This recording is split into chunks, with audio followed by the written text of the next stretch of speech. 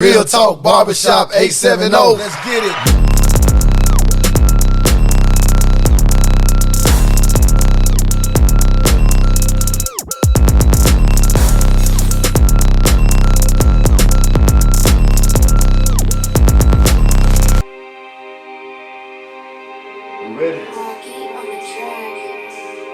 Kind of hard a little bit. What's going on, Jay? We by ourselves today. We gonna do it too. Hey, this that real talk. So let me talk real. This that type of shit that when they drop a nigga call chill. We gon' talk sense, talk meals, making every second count for all my partners lost years.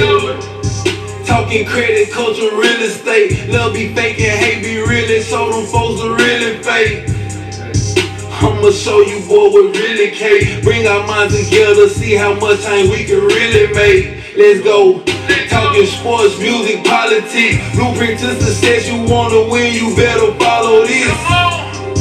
This that insight and enlightenment. Cause 2 zips of that code bring a 10-year fed indictment. Let's talk religion, race, and leadership. Slave mentality, cause all we really want is chains and whips. All we really want is cane and flip. Make sure that you came equipped. Shit so deep I should bring a ship. Hey, let's talk integrity and structure. Standing up for something up. It's your boy JR, aka Mr. Rogers. It's your boy Bebe the Motivator. And we are Real Talk Barbershop 870. Let's get it. What's happening, B? Man, what's happening, Jay? The Motivator. Well, we sure run the crash course today. We run the crash course. What's happening, y'all? Man, shout out to our boy Preach Boy, your boy Ro. Yeah, they down. Everybody kind of got something going on today. You got Preach Boy having basketball. Preach Boy got a headache. He got a migraine. Preach got migraines and Ro doing what he do best. And we still gonna make it roll though. Yes, sir. We got some dynamic guests today though, man. We definitely do, man. You know what I'm saying? But before we get to our guests, how you doing? Man, I'm doing good. How's I sure want me 2 of them cookies over on the table. Not the cookies. Man. Not the cookies. Not the cookies already. I'm not sure want me 2 of them cookies over on the table, but I'm gonna let it pass. You hungry? No, I ain't really hungry, but I got a little snack crave. You got a little sweet tooth right there. You know what I'm saying? I can do without the sweet though. I ain't even gonna chime in on it because I might bust a joke. So I ain't gonna bust no joke. Let it go, Johnny. Let it go. Let it go, Johnny. I'm gonna let it be then. You know what I'm saying? So, well, yeah, we definitely got an outstanding guest. I'm gonna say guests. Yeah. So we got some outstanding guests, and we're looking forward to this interview. What you think, B? Yeah, man, I'm looking forward to it. I'm excited about it.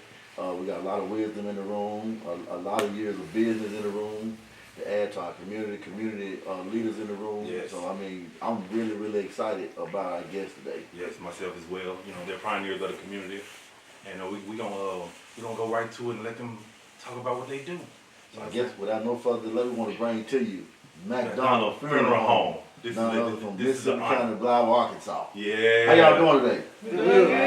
Yeah, y'all looking good over there. Yes. It's a beautiful family. All y'all look like just a beautiful family in this thing. Trees ain't got smiling yet. All right. So y'all want to introduce yourself a little bit? The pioneer first. Okay, I'm Lucretia McDonald. You say I'm the pioneer. I think it's you saying that because I'm old. No, not at all. Don't make me blush in this thing, because I get the blush and everything. Not at all. You look so outstanding. Thank you so You very do. much. Thank you. And who you have with you, Miss McDonald? I have my family with me. I have Jenny McDonald. Jenny McDonald is the boss of the operation. The boss of the Boss. operation. Boss of the operation. She run things. Oh, absolutely. No, not hardly. Look, when she said jump out, we want to do is hi. Miss Janet, what you got? You got anything to say? I'm just happy to be here. Thank you all for the invitation. Yes. And we do what we do. Yes. And we hope we do it well. For the Yes. community. Yes. Yeah, from what I've seen, y'all have done it well. Thank you. Yeah. Appreciate it. Who the young boy right here ain't stop smiling? My She have name been is smiling. Patrice McDonald. Okay, Patrice McDonald. What is your role in the What is my role?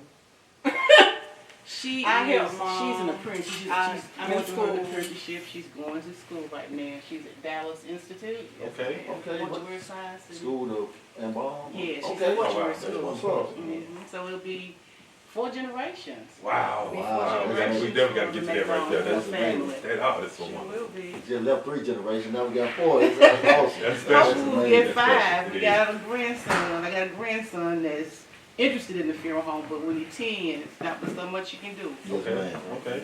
He's headed that way. Headed that way. Who else we got in this thing? And look, we got a Got these men over wingman. here. A wingman. Who's the wingman? I know the wingman. You know the wingman. T Gumby. T Gumby. AKA T Tik on the wings.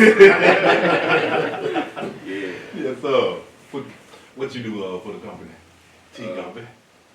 They pull me in, it's something I always wanted to do, so I'm around learning. Okay. We're trying to get him to go to school. Trying to get him to go to mortuary school. He's Hopefully been- within the next year I will be getting to school. So. Okay. Man, you could be the first mortuary / cook. In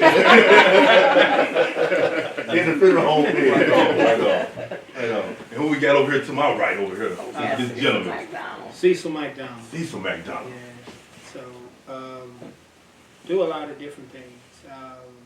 A lot of different things. Pickups, funerals, just basically whatever is directed to do. Okay. Everything except for embalming. Gotcha. And you know, it's truly tremendous working with all these women. You know, Yes. it's truly a wonderful thing to do. And the wingman back here. Yes, sir. Yes, sir. I think I see you at the gym all the time, right? Yeah, sometimes. I know I be seeing you and I get it in. Yeah, I'm trying to get it in. You know, I'm usually, what's today? Today is Sunday. Today, I'm a triathlete now. So Okay. Bike, swimming, and running. Oh, really? So, yeah, so now I'm on injured reserve, so I'm kind of just able just to walk for now. But, Okay. you know, with all that, you know, you keep your phone on because the phone going to ring at any time, and that means changing gears and, you know, Gotcha. going whenever you can go. So, Gotcha. yeah. Gotcha. I sure gonna ask you, do you still ride that bike? Yes, yeah, I can't ride it right now. I look at it every morning. Yeah, that one, and I've been riding. This year will make year number 30 for me. I started riding when I was in D.C. Wow. So I'm doing a special edition, custom, pimped out. Y'all gonna love it when you see it. Custom paint job. It's gonna kick a lot of things over the last 30 years that's happening with me. Throw some of the family flavor in there somewhere. So you really got to see what's happening with me. That's awesome, man. That's awesome. That is. Miss McDonald, I gotta ask you a question now, because you said tell me your wing man. You be like he your right hand wing man or he your wing man? Like cook your wing for you. Which wings? Which It's wing? a combination. It's a combination. It's a combination. We like to eat, and he likes to cook. So that's a good combination. Yeah, it is. It's a good combination. A great combination. Yes, well. Okay, let's get right into it. Could you tell us when you first started McDonald Funeral? Okay, we opened our door in October 1941. My mother and father, Cecil and Annie Horn, were the people who started the funeral home. Okay, and then we went from there to later years being just Horn Funeral Home, because that's my parents' name. Okay. And then later, when I married Sylvester McDonald, he decided to go to mortuary school, and this is how we got McDonald Horn. Now, Janet needs to add the Spencer name to it and make it Spencer's McDonald Horn. That's what it needs Yeah, to be. because they met in Absolutely. school. Because they did meet in mortuary school, and it needs to be Spencer's McDonald Horn. Okay. So we'll look at renaming, won't we? Oh, that's what it sounds like to me. Don't it be? Sound like a renaming coming soon. Yes, we need to do that, but because Janet is the person that's doing all that work for us Okay. now. Okay. Even though Cecil said he's on call, Janet is doing all that work. Okay. Okay, see, Tevin said he's the wingman, Janet's doing all that work. So, Miss Janice, you sound like you the She's boss. And she was trying- The and queen. she was trying to set out. And she was trying to set out, And James. she She was trying to set out. Said, I'm Yeah. trying to sit over here. We can't do that. No, the only thing I do is just try to keep it going. There's Uh-huh. certain things that I can do that they can't do. Right. But for the most part, I do what I do to make it do what it does, pretty Well, much. Well, you sound like you're doing it. Well, I'm trying. I'm trying. I work hard. Mhm. I have 3 jobs. Gotcha. I got Wow. EOC, I got McDonald Horn, and then I'm a deputy coroner for the county. So, Oh, wow. so I have a lot going on. Gotcha. I have a lot going on, but we managed to get it done. You getting it done. Yeah. Yes, yes, that's so wonderful. That's awesome. Ms. Mac, I heard you mention y'all been in business since 1941. Tell us, as a black business owner, how tough or what were some of your obstacles that y'all ran into from 1941 starting a business as black people? I think that anytime you have any type of business, black, white, or whatever, the main thing you need is something green, money. Yes, ma'am. You need That's you right. need finance. That's right. Yes, ma'am. And you've got to ask yourself, who's gonna give me? Who's gonna lend me? They're not gonna give you. Right. Who's gonna lend me some money? And then when you start thinking about the financial institutions, many of them don't want to lend back to blacks. Period. That's right. No matter what type of business you have or how successful. So your main thing is going to be getting financing. And then after getting some financing, and most of it's going to come from your own resources, which you can hustle, muscle, and I'm saying hustle because see you got your shirt on. But I'm the up. yeah, okay. So you got to realize what's your hustle, how you going to get this going. And most of the sources that are available to other people may not be available to you. So a lot of it, you're going to just make do because you have to make do. But the main thing, even today, is the same thing, getting that financing. Getting that financing. And then in the funeral business, it looks glamorous, it looks black suit and Cadillac, but there's some blood and sweat and tears that go there before black suit and Cadillac. Because by the time you see the black suit and Cadillac, the work is over. The work already done. Wow. Yeah, somebody has already done the work by the time you see the black suit and the Cadillac. Got you. Wow. Yeah. And this is the person who has done the work sitting here. Okay? So when you see me out sitting there with the black suit, she done the work. Yes, ma'am. So when you fly that dove, the work has already been done. We're glad to get to the dove side. That means about done at that Yeah, point. it's time to go The home. dove side is when you wipe your sweat out. Yeah, it's time to go home at that point and try to relax anyway. Yes, ma'am. Yeah. So back in those, I guess back in 1941 or whatever case may be, time frame, was it difficult getting financing back in those days? Well, you didn't have any financing other than what you had yourself. Okay. Because when my parents started the funeral home in 1941, which is 80-some years ago, I was 2 years old. But I remember being an active worker in the funeral home as long as from the time I could read and write. Because that's exactly what we're doing with this grandson that she mentioned. He's there to do some work, whatever. But as a kid, we were taught to work. As a kid, this person was taught to work. This person was taught to work. So I think that one of the things you got to do as a black family is teach your people to work. And that's what I'm so proud of, the fact that we've always had family members that help with the work.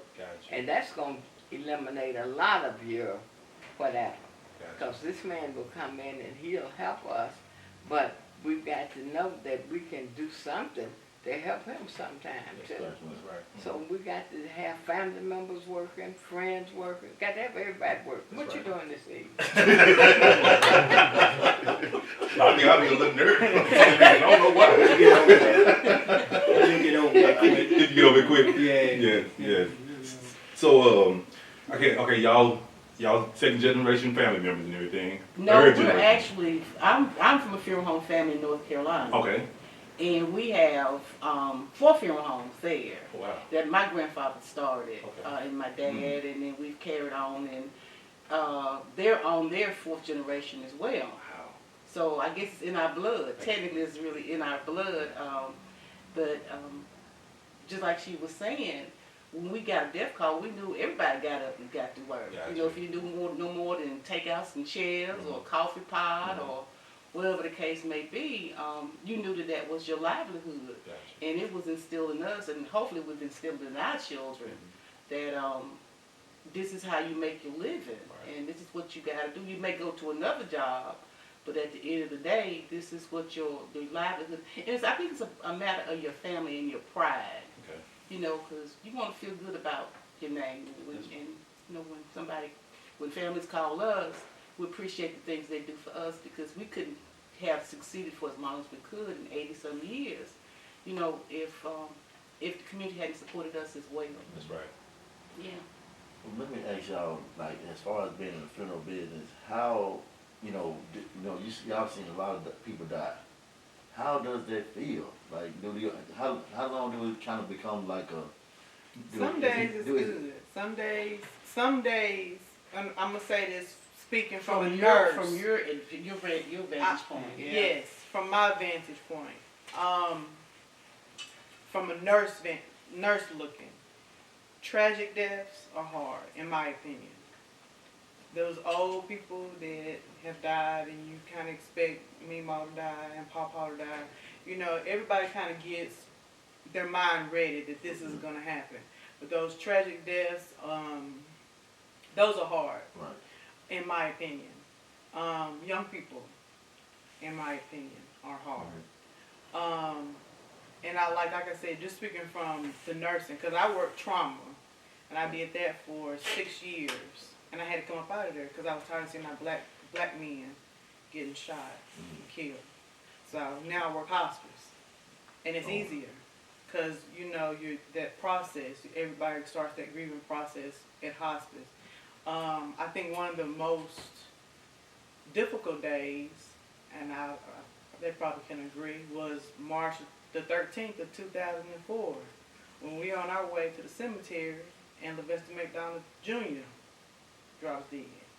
So that was a tragic death. And us being in the funeral business, I don't think that we think you can touch us. Right. But it touched us that day, you know, and I think that like young people don't think, you know, it'll touch them and it touches you.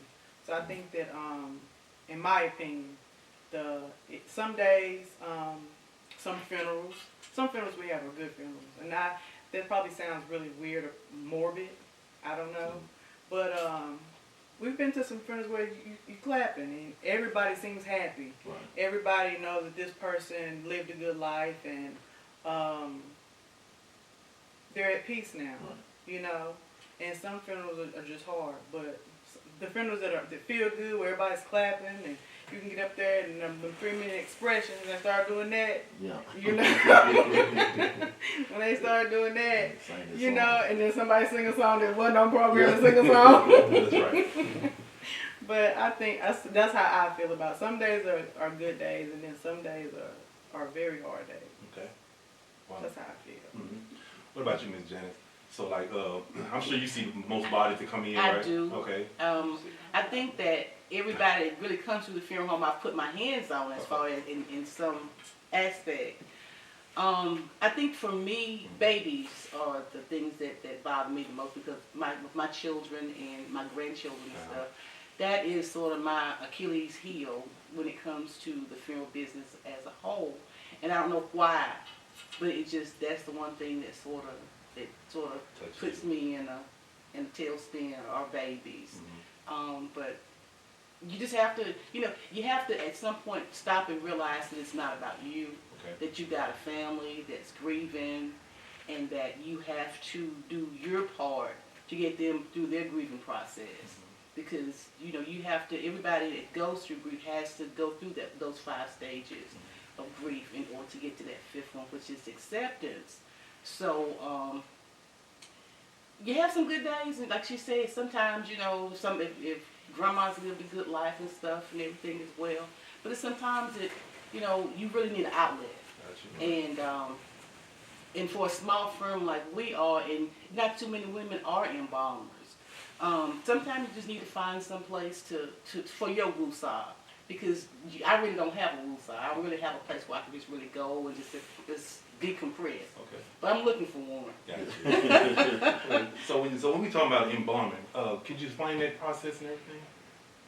The technical terminology is that you're technically replacing the blood that's going through your body with an embalming solution. Okay. And you have different chemical companies and different chemicals that like Champion is a company, Embalming Supply is a company, Frigid is a company, different, and you learn those things when you're in school, what type of fluid you're comfortable using.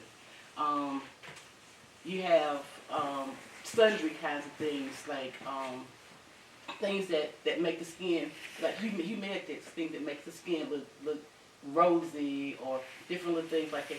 Cosmetics are different than what you would normally go across the counter to buy. Okay. So it's a billion-dollar industry when you look at the large scheme of things. Wow. As far as the funeral industry is concerned. You have green funerals, where people don't want to be embalmed and they just want to go straight to the ground. Cremation is getting to be a big thing now. Not with black folk as much as it is with other people, because we gotta have that send off. Gotcha. Yeah, we want to see the body. Now, doing cremations where you can get this person made into a diamond. Yeah. Like it's a $1 billion business. So you're saying you can cremate and make them into a dime. And then you send them off to pressure somewhere. Really? And they are a diamond. Oh wow. Yeah, So it's wearing expensive. a ring or something You like can that. and they will actually, however you want it done. If you want a necklace, if you want an earring or a diamond ring, And you're wearing your loved one. They'll forever do But this? you know, but people, when you do cremation, you have an urn that the cremains are in. But a lot of people now going to cremation jewelry. They're getting those bracelets and those necklaces, and we just put a little bit of. There's not a lot of cremains that can actually fit into the jewelry. Okay. But they'll bring it down there. We'll keep some of the cremains. They'll bring the jewelry down to the funeral home, and we'll put it in there, and they'll go about the merry way. But cremation is getting to me. Cremation is something that is futuristic. Two-part, because people really aren't prepared to die. You remember back, I'm 63 years old, so I can remember with the little policy that was stuck to the wall, and the insurance man would come by there and pay your insurance, and folk had insurance. Got you. But nowadays, people really aren't as prepared to die as they were 50 years ago, 60 years ago. That's kind of strange. Yeah, it is. Yeah, you would think that people would be a little bit more prepared now, the way time has progressed on. Yeah. But they were more prepared back in those days than today. They are. That is They something. are. And when you say prepared, you mean like financially? Financially prepared, you know. Because insurance, people do have insurance and things like that. But a lot of people in our community aren't working, so they don't have the resources to pay those premiums every month for an insurance policy. And just be educated. I think that's really the thing that we need to work more at as a business and as a community. It's just to educate people about death and dying. Right. You just can't just go back and throw you in the hole. You hear people say, well, just put me in a plastic bag and just throw me in the hole. Well, it don't work like that. It is not that way. Regulations and rules and everything. So, yeah. So you don't even really think about I guess you really don't think about regulations and different things when it comes to people dying and stuff like that. So we have a state board that comes. They inspect the funeral home. We have rules and regulations. We have when I went to mortuary school. At the end of your school, you took your national board exam. Oh wow. And then you go into whatever state you're gonna practice in, and you take that state's exam. Okay. So. It's just not willy-nilly. I got you. I definitely understand that. Yeah, no doubt. I definitely understand that. So do you guys see the average people that come in and pass away is more people that not having insurance than do these days? Probably about 50-50. It's about 50-50? About 50-50, I would think. Yeah. Man. And and there's not a lot of resources out here. The coroner called me Friday. Okay. And they're looking now and I guess it's going to be through the county, Steve will have to answer that, but they're trying to put together an indigent fund. So we're supposed to work. Indigent means somebody who has nothing to be buried with and someone else would have to bury them. Oh, wow. So they're getting ready now to look at putting together an indigent fund for the county, because there's so many people who are dying without the ability to pay for a funeral. Wow. And like Sandy Ridge is considered to be that cemetery, but there's so many people in Sandy Ridge that there aren't that many graves anymore. Any space out there? Right. Okay. Because you can get, I think, about 1,000 graves on an acre of land. So it's about time for some more cemeteries to come about when it comes to that. So that's one of the next things that the county's going to really be looking into and considering. Wow. Mm-hmm. So what happens to those people that say somebody had died, they never be claimed, or what happens to them? Well, you have to bury them. There has to be a final disposition. You just can't keep them there in the funeral home. But a lot of people we will Think about it. McDonald, think about it. You have to go, if we had someone that had nobody or nothing, there's a court order that has to be processed and rules that have to be follow. And the last thing would be for them to be cremated. Okay. And then if no one comes to claim them, they just go on the shelf. They just go on the ship. We just can't go out and dig a hole and bury them or Gotcha. just release them into the environment or anything. So they just sit down there with us. Y'all- Somebody y'all decides got they company. want them. So how long Yeah, can they sit like down there? It's down there for a while. I said it's been people down there for a long time. Yeah. Yeah. The They're cremains. real The The cremains. cremain. I got you. I was saying that. I got lost there. I'm thinking the body just sitting down there. No. I got you. What's happening, y'all? This your boy Ro. And this episode of RTB 870 is sponsored by Jacob's Lawn Service. We licensed and insured. We do commercial and residential. When you don't want to get out there and cut that grass, give your boy that cash. Hey, and we got affordable prices. We're here to take care of all your lawn needs. So give your boy a call at 870-740-8534. That's 870-740-8534. You dig? This episode of Real Talk Barbershop 870 is sponsored by 870 Trucking. where they specialize in general freight. Give us a call at 870 870-278-2934. 2934. Yes, sir. You did.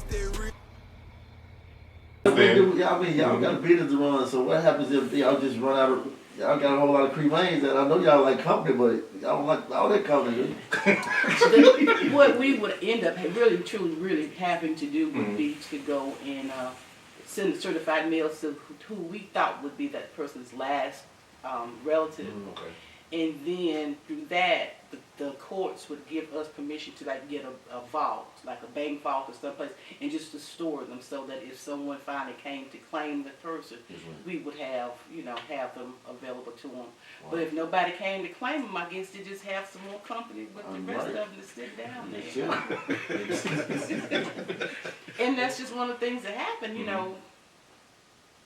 Because once they get into our hands, you can't, if somebody decides, well, I don't want to be responsible or not claim that person, then it becomes a part of the indigent and the funeral homes, the county and the funeral homes decision as the final disposition. Wow. So that's why I want to ask Nick. Somebody just asked me, as an insurance agent, I told them I'm not a funeral director, I don't know the answer. But they were saying that if I go claim my brother, he passed, if I claim him, will I be responsible for the financial part of it? I said, well, I don't know, but if it were me, we would hope you would. I ain't gonna tell you the advice I gave. Tell us what was your advice. Leave them. Hey, if you don't want to be financially responsible, you better just let it ride. Don't claim. That's what I said. I said, but I don't know. I said, you probably need to ask somebody in the funeral business, like I did say, come ask y'all. I think ethically, you would, as a business that has been with the reputation that we have and stuff, ethically we would try to work with the person as best we could. It may not always be what they would want to have done, because to me, if there's no preparation, cremation is really the most economical way to go. Okay. And so if that was their only other choice, cremation would be it, and that would that would be the best thing that they could do. And I know that, like I said, black folks don't think about no cremation. We do not.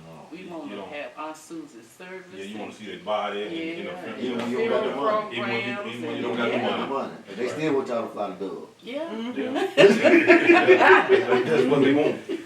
But we have we do cremations. We have cremation casket at the funeral home. So for that particular reason, if they do want to go with cremation, but they want to have Aunt Susie funeral, we'll do that, and then the end result would be cremation. So you can have a funeral and first, then there's a rental casket that's designed strictly for that. Okay. Wow. I didn't know that neither. And see, there are a lot of different caskets. Okay. And you go in what we call the selection room. And if you were doing the traditional funeral, we, according to the state of Arkansas, have to have at least 5 caskets on display at all times, or have access to take you somewhere where we can show you 5 caskets at least. But the cremation casket is a rental that has an insert. Okay. And so it's like we're using the same casket, renting it to different people, but the insert is this body or that body or whatever body or whatever. But the funeral industry now has a lot of agencies that are monitoring and inspecting. You know, we have a water company. Okay. We have a health department. We have a board of funeral directors and embalmers. We have an insurance department. So there are a lot of different agencies that are checking on the funeral home, because you as an individual, you don't know what to look for. But those different agencies like the health department and like the funeral directors board that's going to send somebody out there, they have a person that travels the state of Arkansas, and she's the inspector for Arkansas funeral directors and embalmers. So when she comes in with a piece of paper that's a checklist, the things that she's looking for, the things that the state of Arkansas expects from us. And then you've got your health department, and you've got paperwork. So I'm basically the paperwork person, and I've usually been the paperwork person down through the years. Okay. But we have more and more paperwork, and the paperwork now is mostly on the computer. I'm old.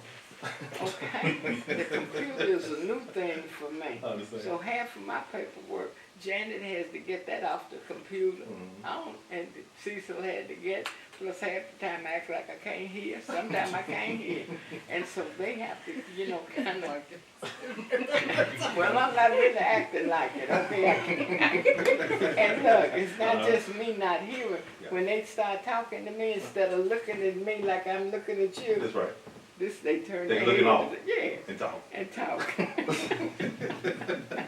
We need some good eye contact, right? I got you. I definitely understand. Really. No, I do. So tell me this: how long, when you first got into the business, how long did it take for you to get like comfortable? I guess I don't know if it's I don't even know if that's the proper word to say. Comfortable with bodies coming in and being able to be in these rooms with these bodies, whatever.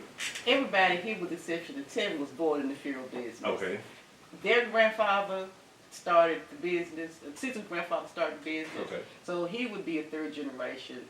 My grandfather started our business, so it wasn't like it was It's something. it's normal. This is our normal life. This is It was normal. Wait. We Let got me- a three-year-old. let me Chime on in. Let me chime on in on this song for real. Here's how this works. Okay. Some of y'all knew my father, Lester McDonald Sr. You grow up as a kid, you're a boy. Back then in the 60s and the 70s, you know, I started driving at 11. I was driving a Cadillac. 11 years old, big Cadillac, couldn't see over the front. You didn't have time to get scared. Okay. You went to work. You know, even though they had the movie theaters, you saw the vampire movies. Yeah, you saw them, but it was more going on at the house. And then plus, back in the day, you know how the type the neighborhood was. You couldn't clown down the neighborhood because they called Mr. Mack. You was in trouble, man. So, you know, you really didn't have time to get scared or something.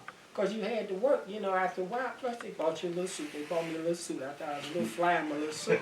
So, you know, as far as for getting scared, you grow up with it. So you learn. I watched my great nephew.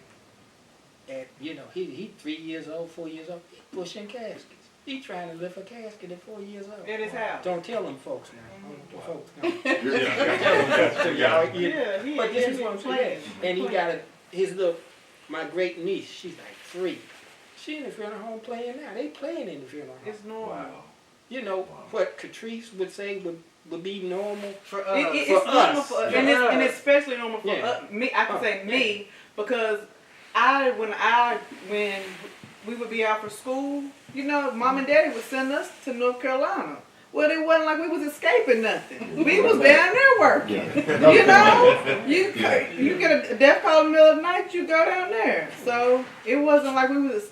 This is normal for us. Me and Candace. And now I can probably say that our cousins on mom's side, their grandparents were farmers. Okay. So they got to escape. They didn't have to be around a funeral home once they went to their grandparents' house. Right. But me and Candace, So let me In our family, we've usually worked everybody. Okay, there's no such thing as for girls, for boys. Yeah. Everybody works. That's right. And basically, when we get that call, when that phone rings, and I answer the phone, then I'm gonna call Miss Janet Okay. and say, Miss Janet, we got a death call. and she'll want to know who, what, where, she'll want to know everything That's right. in that one call. And then she'll ask me, is Cecil late?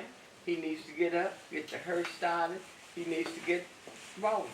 And so, and guess what, once I give her all the information, I turn over and go back to sleep.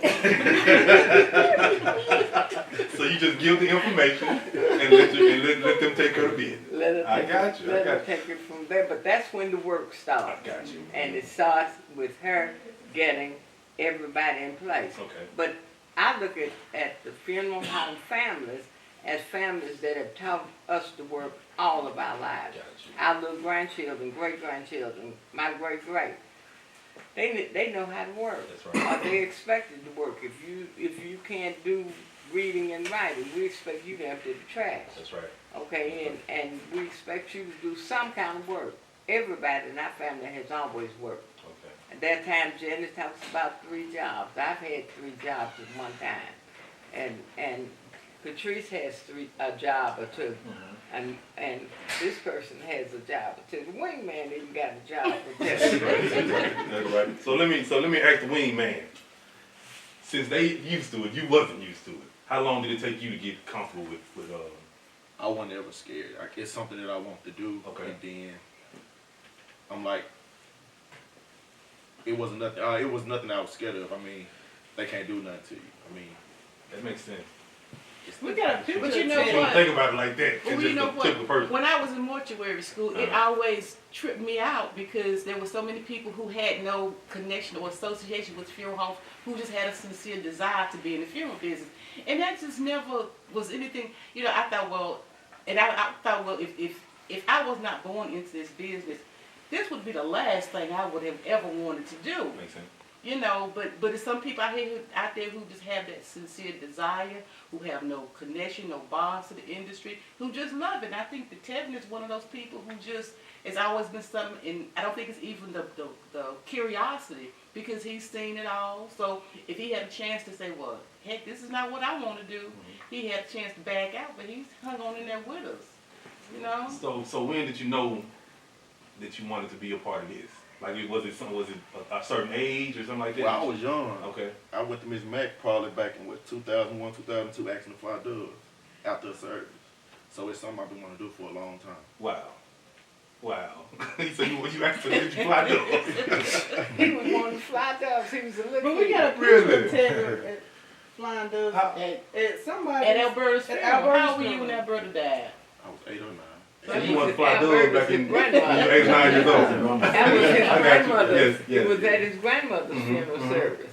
And whoever had the doves that day passed one of the doves to him. Then they passed it to you and let him fly the doves. You flew the dove. Yeah. It was a start. It was a start point. It was a start. But you know, there's not a whole lot of people who want to work the funeral industry either. True. You know, they think that when they see the cars or the clothes or whatever it is, they're pushing that casket. Like I said, there's a whole lot of work that goes into it. And we would like to have somebody other than the 4 or 5 of us, because every once in a while you say, well, I'm going to sit this one out and let somebody else work. But when you don't have those resources and that back to pull from, you know, people say all the time, yeah, you go give me a job, you go. Yeah, but when it comes to showtime, when you call me at 3 o'clock in the morning and say, hey, or, you know, I got a death call and, you know, they're upstairs, can you come help me get them down those stairs? Or somebody's on the floor and weigh 500-600 pounds. Oh, wow. You know, that's the reality of this industry. That's the work. That's Yeah, right. yeah. Y'all have to actually go pick the bodies up. Oh, yeah. Yeah. Wow. And, you know, the funeral business used to be really a male-dominated industry. Okay. But it's more females. You used to look at 3 generations here. Right, You know, the right. past, the present, and the future that are female. Mhm. So I think that speaks volumes. It does. And, you know, we need a few good men to go out there and help us lift some. We can't do it all. Y'all hear them? They need a few good men out there. But, you know, there's not You can't be scared It's either. really It wouldn't work for me. Hey, it won't work for me neither because I'm already over here nervous. I'll be home calling this back. I can't do it. I'm going to see a therapist right now. 3 o'clock in the morning, like, oh Lord, gotta get a body? But you can't let us stay in the house till you get ready to get up. You definitely right. You know, you got to go. You gotta go. It's showtime. Yeah, you got to Y'all have a funeral, y'all been casket, walk by the casket so fast. I don't even look sometimes, I just scroll by the casket right there. Probably might look on the corner of my eyes, so I'm out of here, shoot. But look, we have a room filled with what, okay, down at our funeral home, you got an office situation or a living room situation when you walk in the door. But we got something like a little chapel, okay? And then we have what we call the casket room, selection room. And we'll have, and like I said, the state of Arkansas requires that we have 5 caskets on the floor, but usually we'll have 9, 10, 12, 15 caskets on the floor for families to come in as if you were making a selection of which case of water are you gonna buy. Buffet. So we'll, A casket buffet. She looked like a buffet. Why would you use that terminology?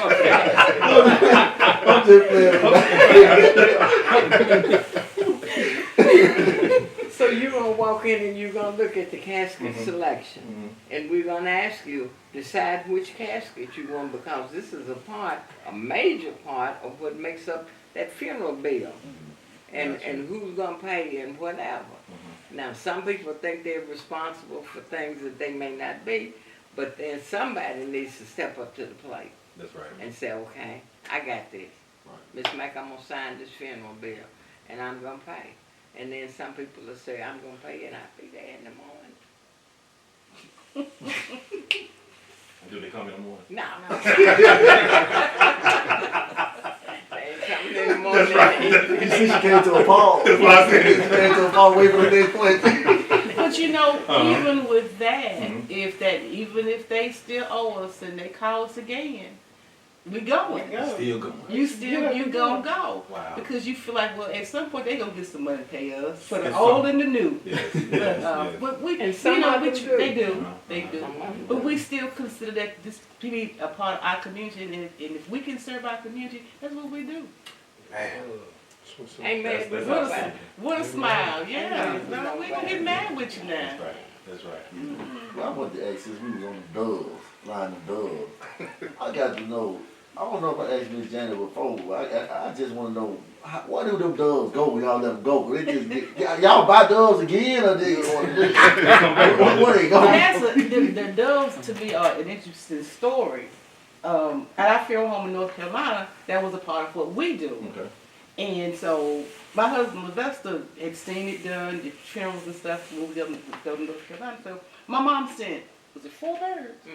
She said we went to North Carolina for spring break or something, pick up the kids. And she had got him some doves, so we brought those doves back. And Sylvester had started working on the birdhouse and out at Miss Mac's house. And once he realized he was gonna have them, he took his time and back and forth until he trained them. You know, he would take them in different directions, like on the compass, north, south, east, and west. Do a piece back, and they'd fly back to the house. So it was like a process that it took him months and months and months, and then he bred his own birds. Wow. So that's how we ended up actually with the birds. And I don't know if we still got any of the original birds or not. I don't think we do. Because when he died, our thing was we had to burn his birdhouse down because somebody else took the birds that we had, his original birds. And they would have flew back to the... They would have come back to his coop. So we had to burn that birdhouse down. But there's a gentleman that's not too far down the road from Miss Mac that is a bird fancier. And he is still supplying our birds. But Catrice keep on saying she gonna... I am. I'm getting ready to turn my shit into a birdhouse. She said she gonna take them. I am. All right, But Sylvester had kept a really detailed diary of what he had done as far as training his birds, and I guess he thought at some point in time somebody else would need to know it. So he wrote it down. He wrote it every down. detail He did the thing that he wrote down in there that I find, I don't know. He wrote these laughing at me. They calling me the bird man. They calling me all out my name. But these birds took care of me just like the funeral home did. Wow. And then he has a line there that says, now you be the judge. Wow. Like he's writing to somebody. Like he's writing a diary. And it's very intricate. He talks about how far to take them out the first time, and you know you had to divide it off one way. The bird you're gonna fly that next day, you put that bird in there with no food because it comes home to food. So you just teach it how to go in and out this house or whatever. But it's very detailed, and I am going to turn my shit. What basically happened, these 4 birds that she brought from North Carolina end up being the mama and papa of all the birds that are flown by But you don't fly them. But you never fly them. So you never fly the mom and the dad? The mama and papa, you don't fly them. Okay. Okay, because where is their home? North Carolina. North Carolina. So we don't Wow. want them Wow. to go. You wouldn't even think about that. We don't want them to go home. They going back to North Carolina. Wow. Isn't that something? So then you start training the birds that you have. Okay. The Arkansas birds, the Blythe birds, the birds that are at my house. Got you. Okay. So when Janet went to North Carolina to get this mama and papa, we knew that before we fly birds, somebody's got to hatch, and Sylvester got to finish this house, that little bird house. It's got to be finished. Everything has got to be ready, so that the mamas and papas can go in here and we'll have some eggs and so on. But when Sylvester died, he also made the statement that he wanted us to let all of his birds go. Oh, wow. Okay, but folk don't do what dead folk ask them. I got you. So we decided we're going to keep the birds. Okay. Okay? But look, once we started trying to keep the birds, Janet scared of birds. I do Miss enough. Janet. I always do that. Miss Janet, now, hold on now. Oh, hold on You now. scared You of can't birds, tell me you you scared scared of of birds. No, I don't do animals and stuff like that. So, Miss Janet, you scared of birds. I don't And know. you deal with people all the time. Always. Oh, wow. Okay, so, I don't do that. but birds have to be fed. Okay. So when you go outside to feed the birds, that bird food, it attracts mice. And mice, then they're what else to come to eat? The snakes to come eat. But I'm scared of all of that. I The got you. bird, the snake. And the mice. Oh, man. Yeah, I'll leave home for some miles. I got to go. So we have our fears too. Okay, got you. Just as everybody else has theirs. It may not be the dead person, but there's a mouse. See? Got you. Like, the mice scared me. I got you. I think I'll be scared of the mice, the snakes, and definitely the people. Yeah. You know what I'm saying? Definitely the people.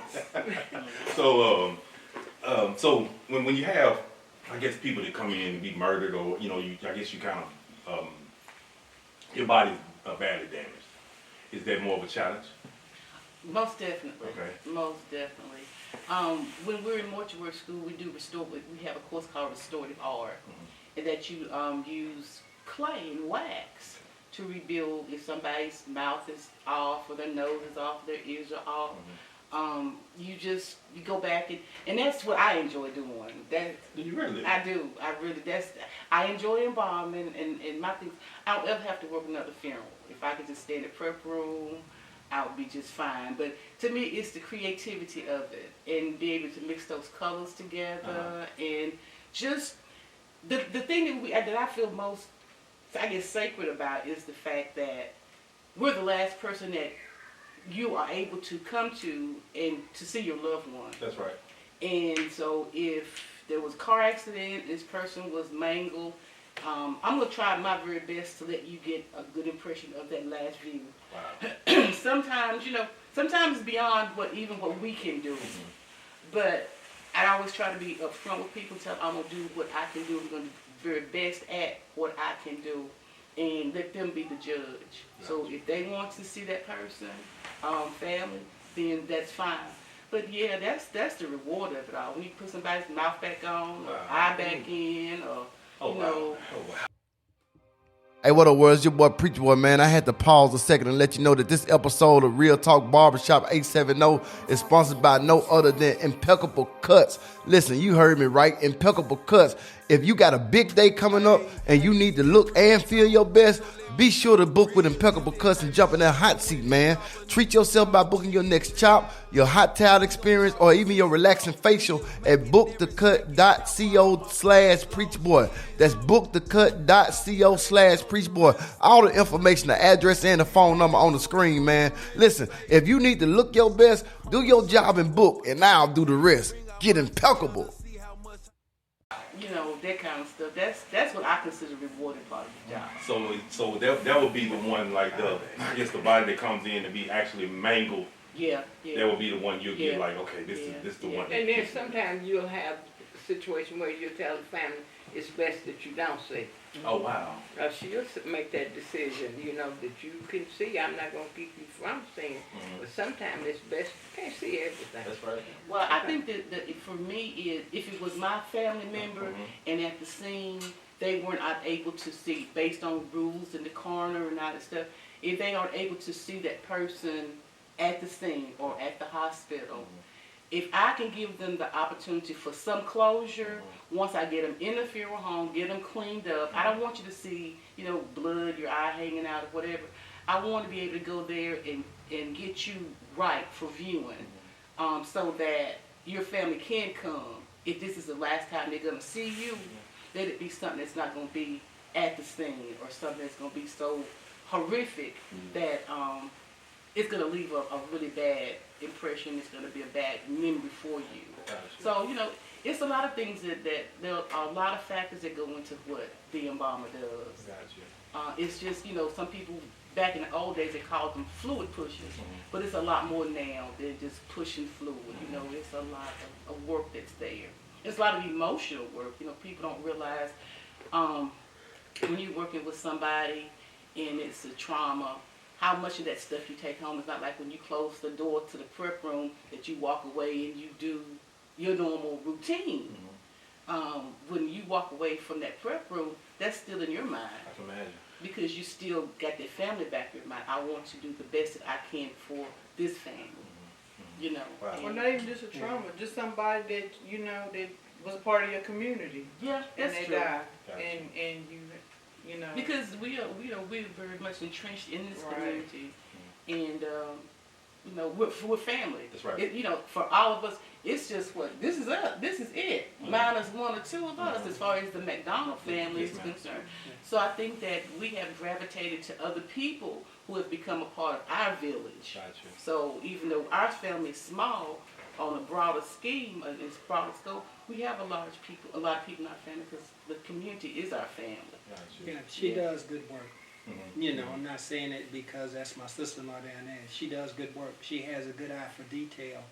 And if you can notice that a lot of times, everybody in the family is a critic. Gotcha. Everybody in this family is a critic. So before anybody goes out of the door, we check, triple check.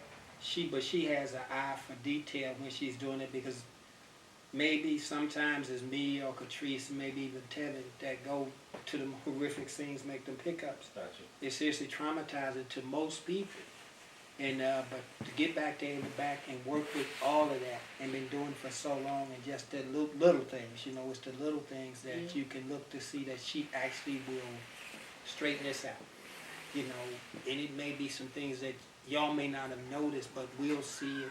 But she takes care of it, just has an excellent eye for detail, which is like phenomenal. So she basically amazes y'all at times with the yeah, work. because you looking at, because what we will see, what you see coming in from a horrific scene to what we see before, like in that situation she was talking about, that cleanup to that particular point, that's not the same person that just came in here. Gotcha. So you'll see that, and you'll be like, yeah, okay, all right. But you know, I'll see, and you'll still know where the trauma happened. But she'll put it in the place that, you know, you listen to the family and say, okay, they look okay.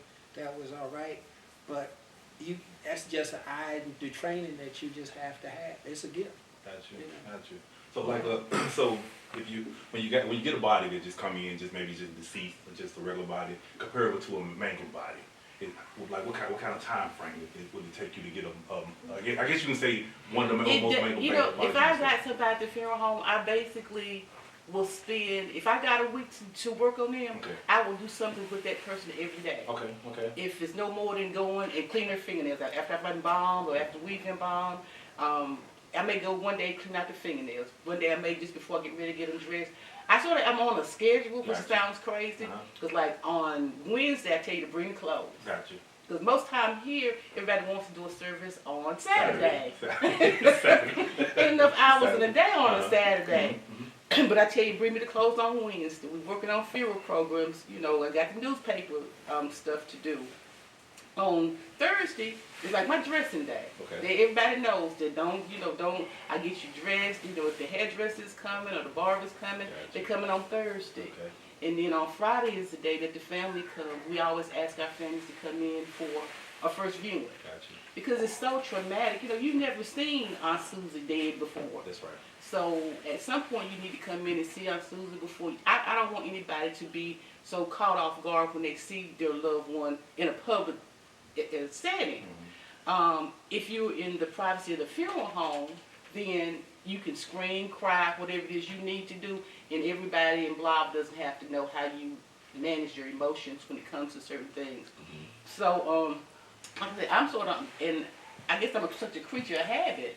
They know that, you know, on Wednesdays we bring clothes, on Thursdays we dressing, and Fridays, and then funeral day is Saturday. Got you. Got Yeah, you. yeah. Do you have it ever been a time where I guess you get a time frame where you want the funeral and you hadn't got the body ready yet? Do that ever happen? Yeah. It does. So at that point, Yeah, because we have other jobs. Got you. You know. But even after I've worked at EOC all day, I'll still come to the funeral home to do something. Got you. Yeah, it's just trying to pace yourself.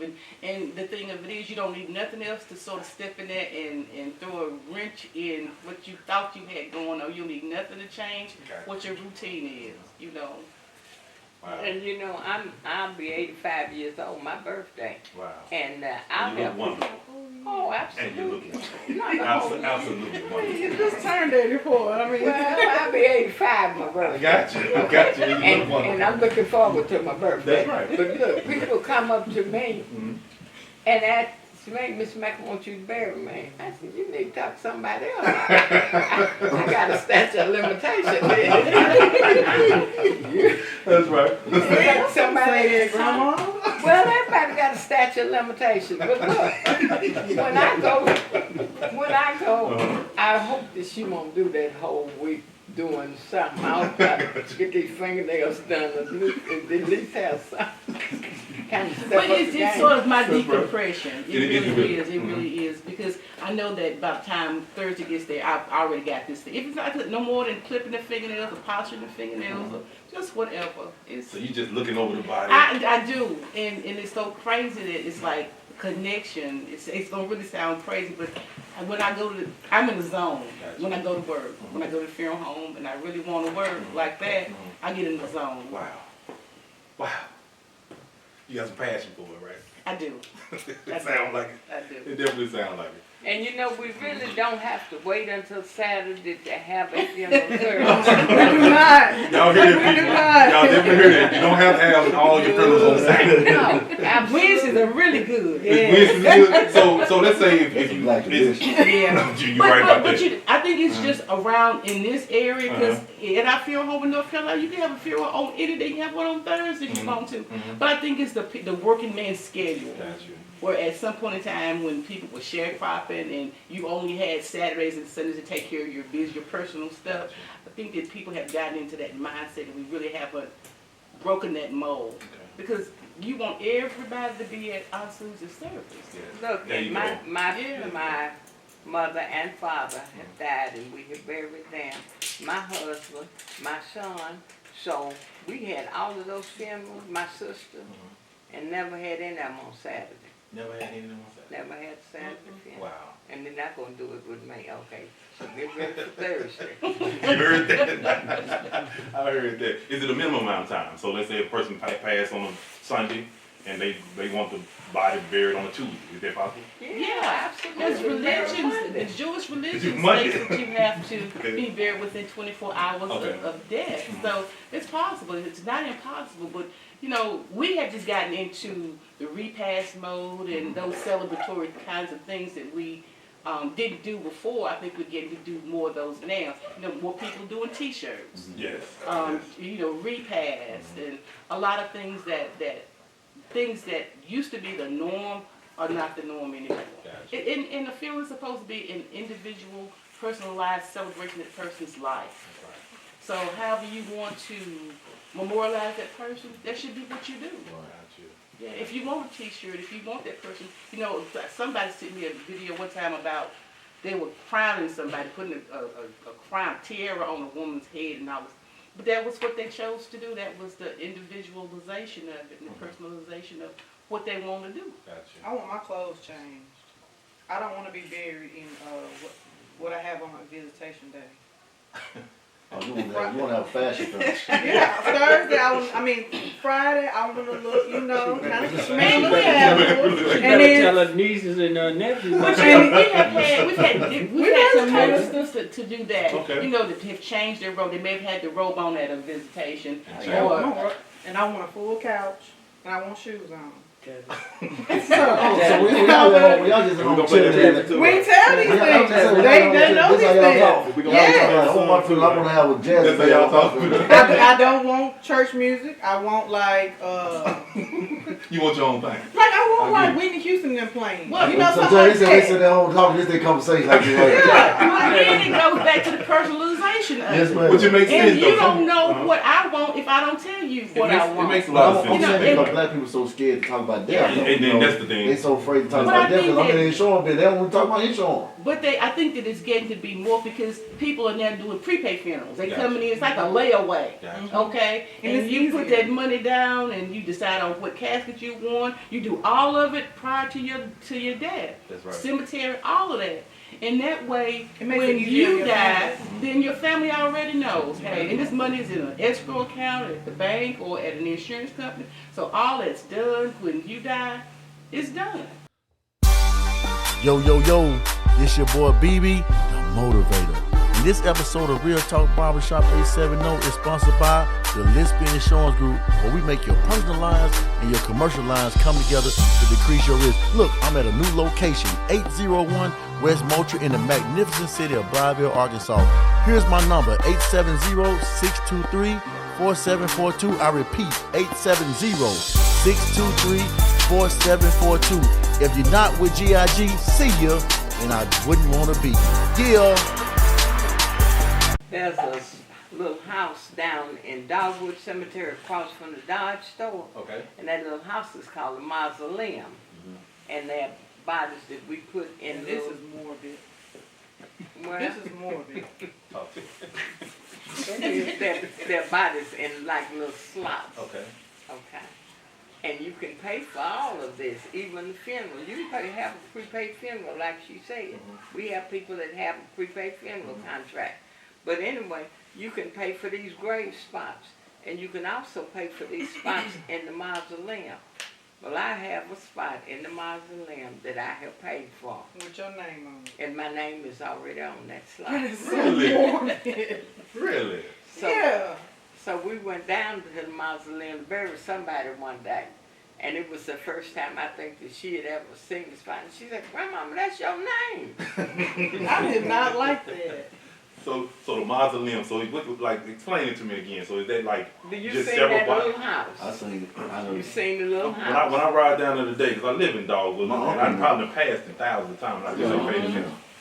That little house. Okay. And so inside that little house, like slots. Like the post office. Really? Yeah. Really? And inside those slots, you'll put these caskets Okay. with the bodies in them. Okay. But I've already paid for my slot. So these people not going in the ground. Right. No, Gotcha. it's the alternative to being buried. Okay. It's to be entombed. Wow. Wow. That's interesting though to me. Okay, so you can be in the ground or you can be in the tomb. And then you've got some people who've been cremated that are outside there too, that are in their little niches, in slots, in smaller slots. Wow.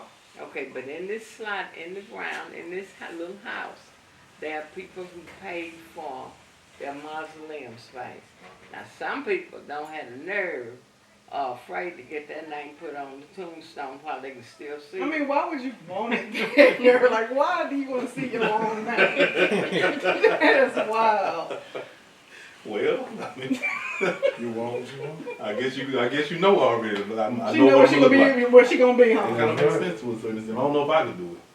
I'm just kind of. And then I have a friend Okay. who has bought the slot above me. And she has her name on her slot. She's still living too. Man, it makes a lot of sense if you want to be buried by people that you. No, we didn't plan it that way. It just happened. It just happened that way. That she. But if you're a family or something like that and you want that, you can kind of go in there and. You do. My sister beside has a slot. My sister's dead, Okay. and she's in the slot beside me. But I have a friend that's in the slot above me. Miss McRoe told me, can you pull them out? No, you don't. Once they're put in there, once the body is I put. wasn't number two. And my question to you is, which pulling them out for? That's Pull them out. That's right. What are you pulling them out for? That makes a lot of pull sense. them out. I just. I know I don't want I'm gonna come back and look at Johnny real quick. Look, my funeral service, and they put me in. They have a lift device because I'm about 2 stories up, 2 bodies up. I think I'm on the 3rd row, 2nd row or 3rd row, and then. They don't doesn't seem like nobody want to talk about it. Third row. I'm okay with it. I'm okay with it. I'm I okay just with think it. it's kind of I'm weird, okay like with it. to walk in there. We're at a service and to see your name. That was not right. But you know, they got tombstones She with could've the said- name on their name. Yeah, they do. Yeah, I've but she seen could have that. said something though. You weren't Like, you prepared. know. Prior to you going up in there, right? What in the world? Bebe. Yeah. She wasn't prepared for it. But look, No. we know we're going. We know we going. And it's like a friend of mine, she had a family member in the nursing home out here. And this old lady, she was 90-something years old, and she would just scream and holler at night because most of her family was dead. And she kept saying, I want to go where my brothers and sisters. So one night, this lady got very, very agitated. And they called her family member and said, look, you need to come out here. Mother so-and-so is not doing, when she's not calming down, come out here. So the lady went out there, and she told her, she said, Auntie, you need to calm down. You in line. We know you're in line because you're 90-some years old. You somewhere up near the front. We don't know where you are in line. But you're somewhere up near the front because you're 90-some years old. But we also know that there are folks that are breaking line. But don't worry about the folks that's breaking line. You still in line. All of us in line. You're definitely right about that, man. And it seems like a lot of our people, young men, are breaking line each and every day. We always had line breakers. In the lunchroom at school, they're line breakers. There'll always be line breakers. Go to the movie, they're line breakers. There's always been line breakers. I mean, that makes sense. Yeah, that makes a lot of sense. We can Wow. deal with it. But we all in line. That's right. Wow. I ain't thinking about it like that. We all in line, but you're definitely right. Lord, keep me from breaking line. What you think about all the times you done cut? You I don't think I broke me in line. think about it now. Keep me there, Lord. Break it over. My time come when it comes. Lord Jesus. But it's been a pleasure. It's been an absolute pleasure to have you. It's wonderful, wonderful, wonderful. It's been insightful. Well, we hope we've enlightened people on the fear of the unknown, because I think the funeral home is still, you watch those old Dracula movies and you saw the hearse and it was always lurking in the dark and the werewolf would be howling and all that stuff. It's different than that. Right. We're a family and we're a family that loves each other and we love this community. We want to do what we do. Yes. And we hope that we represent the community well. You definitely do. Y'all been doing a great job. I know my family is, when we have funeral, y'all already know what they call it, so. Yes. it's We always- appreciate that. Yes. Appreciate all my family. This has been outstanding, man. You know, like I said, you guys are pioneers of the community. I ride past y'all, what we call it, your funeral home, exactly, each and every day, and it's just beautiful over there. So I commend you guys. Y'all are wonderful, and this is the first time I've been around y'all, and this has been outstanding. You thought we was really hard, and I did not. I don't. That old, like I said, the movie look where the Undertaker is just. I didn't. Slow and creepy. I did not. Because I met you one time. Actually, when Elva Lee, God rest his soul, Elva Lee passed away. Yes. I came in there and met you. You were just extremely nice. So I expected nothing but niceness from you guys. And y'all did an outstanding job, and it's been an honor for us to have you here. And Ms. Mack, we want to ask you, you being, I know you talk. No, because we know that Ms. Mack is also the historian involved. Yes. So with you being, if I'm adding correctly, y'all started in 1941. Y'all been in business 82 years. Mm-hmm. Wow. 82 I'm 2 years. years older than the funeral home. Yes, ma'am. Wow. 2 years older than the funeral home. Wow. Wow. And it actually always been here in Blau? Wow. We started off in our house. Mm-hmm. We had about a 6-room house, 3 rooms with a funeral home, 3 rooms with a house, 2 bedrooms, and the kitchen was the house. Wow. Over on the other side, we had a room that was the front room. We called it the front room because sometimes it would be the living room, sometimes it would be the office for the funeral home, then sometimes we'd set up some chairs and make it a chapel. Wow. So we had the front room that was the multi-purpose room. And then we had a middle room and we had an embalming room. Wow. Okay, there was a 6-room house. And then about 4 or 5 years later, we built the building on the corner. And you all remember the building on the corner, the white stone building. We built it in 1950. And it was there until that guy knocked us off the corner. Wasn't that by my growing old church? Mm-hmm. Wow. And look, I got a key to your grandmama's old church. Yeah. Church ain't even the church. I got the key. You got the key. Oh, man. I got the key ring. Okay, but you think I'm Italian. But anyway, then we built that building. Then we got knocked off the corner. And when you get knocked off the corner, you got to find somewhere to go. That's right. And so we had help in finding us down there where we are now, down in what used to be the photography studio. How long have you guys been down there? Since 97 or 8, somewhere along in there. Okay. And we've been down there. But it started out a house that was turned into a photography studio that later got turned into a funeral home. Wow. And that's what it was. Man, just pioneers of the community. Right. Pioneers of the community. So. Well, I know everybody don't really know y'all, so just for those that don't know you, can you give them the address and the phone number if they want to call y'all for a funeral service? Okay. We've got a phone number that we've had down through the years, 870-762-2206, and we're down on Division. And we stand that you were going to 1207 South Division is the physical location. 1207 South Division. Yes, We're sitting there by the Focus building. We're sitting there by a business called the Red Barn. Right there. Which is no Red Barn. That's right. Okay, so if people say you next door to the Red Barn, folks come looking for a Red Barn. Ain't no Red Barn. Bunch of plants out there. Little forest out there. Man. So yeah, it's been a pleasure. And we thank you guys for coming in, being with us today. Thank you all. Thank y'all for having us. Thank you. So it should be, well, I was gonna say it's your boy Preacher Boy, but I'm gonna say it's your boy JR, aka Mr. Rogers. It's your boy Bebe the Motivator. You've been tuned in to Real Talk Barbershop 870. Make sure you Yes, hit sir. that like, subscribe button. Oh, yeah. So let me talk Thank y'all. real. This that type of shit that when it drop.